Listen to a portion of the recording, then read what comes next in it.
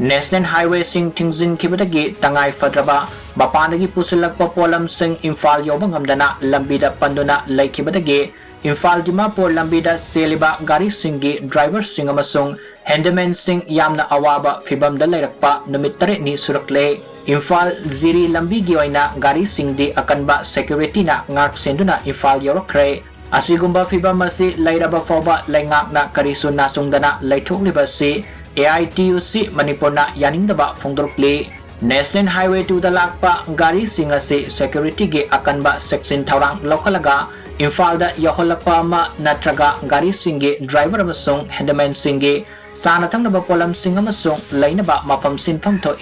driver union singna lambida panduna lairiba gari gi driver amasung handyman singi damakta sanatang naba mateng khara khara pangbiri basi thakatpam to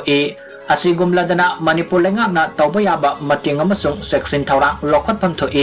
Assam Rifle na mateng khara pangbaduna loirabra driver singna khwaidagi wariba si laifam amasung isingni ising khara fangnaba honabada mafam sangna ising thiba satpada hena awaba mayoknare panduna lairiba gari singda purakpa polam sing pasilakpa yaure masina mangzagadoriba si miyamni amasung pot mamal hengatnaba masak oihale asigumba fibam masi kayam koina laihengadoribano haina laingakta hanglakle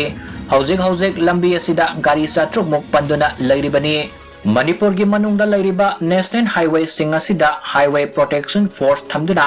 ningthina satpa yahanaba thawrang paikhat kadabani haibagi demand makatana taksili fatanungda thoklabadi kanana teksak pugani